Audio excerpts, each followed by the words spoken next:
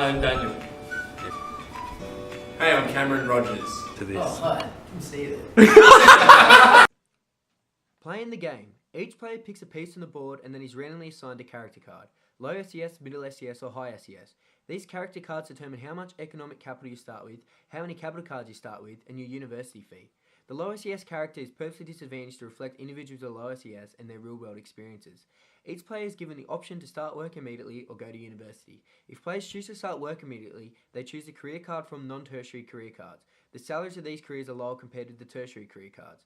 If the player chooses to start university, they have a longer road before they are able to choose a career and receive their first payday. As you can see, depending on your character card, university may take longer to complete and may cost more money.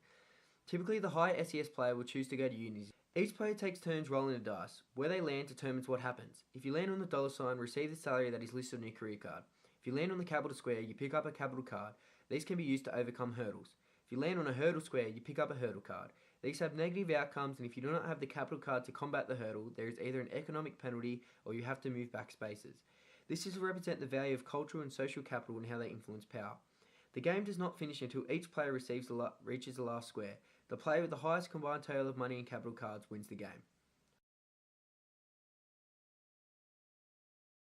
The social justice principle we will be presenting today is low socioeconomic status.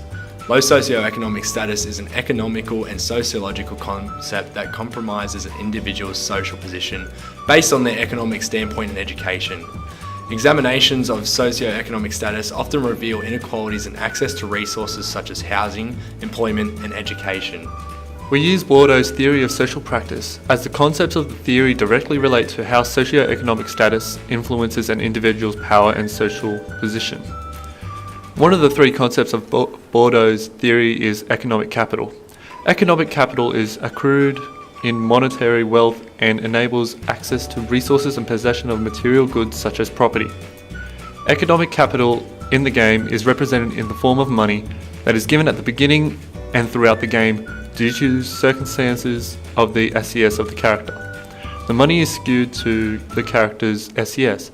This then simulates the impact economic capital has on individuals in different SES societies. Bourdieu's theory of social practice and his concepts of social capital and cultural capital are represented in the game of social class. Social capital represents the access for individuals or groups to institutions, relationships and resources due to the mutual acquaintance and group membership. And cultural capital is whereby knowledge and skills are gained through cultural background. This cultural capital is defined by three forms: embodied form, acquired knowledge; institutional form, educational qualifications; and objectified form, possession of goods. These two theories are represented in the game through cards that one can receive throughout the game in order to achieve a positive outcome. This game utilises Bourdieu's theory of social practice to give an individual perspective on the power differentials and discourses that different socio-economic backgrounds face. Displaying this is achieved in a manner that is non-discriminatory, as the individual playing is not directly injected into the game with their life circumstances. Instead, the character cards are created. The exposure of socio-economic power differentials in a safe, protected manner is a beneficial teaching tool that this game possesses. SES has a powerful influence on an individual's personality, behaviour, attitudes and values, and it can also predict what clothes people wear, how they talk and even what food they eat.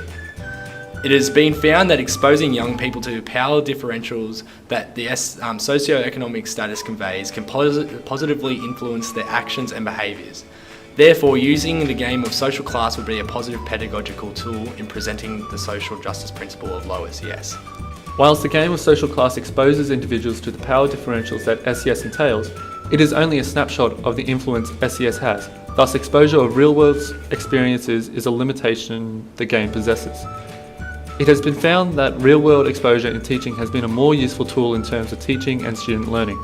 Therefore, using this game as a supplementary tool in a pedagogical manner would be a beneficial tool to the learnings of real-world experiences of SES. This game can be modified in order to suit the needs of different KLAs. Whilst this game is suited to PDHPE concepts, displayed in characters, obstacles and resolutions, it can be modified to suit other teaching areas. For example, history. Characters could be peasants, knights and kings. It can also be used in English, using protagonists from the prescribed readings. The Game of Social Class, PDHPE edition, is a game which explores the discourses and power that socio-economic status has in society, in particular the disadvantages of low SES individuals face. This is achieved through the use of Bordeaux's theory of social practice and conveys the concepts of economic, social and cultural capital.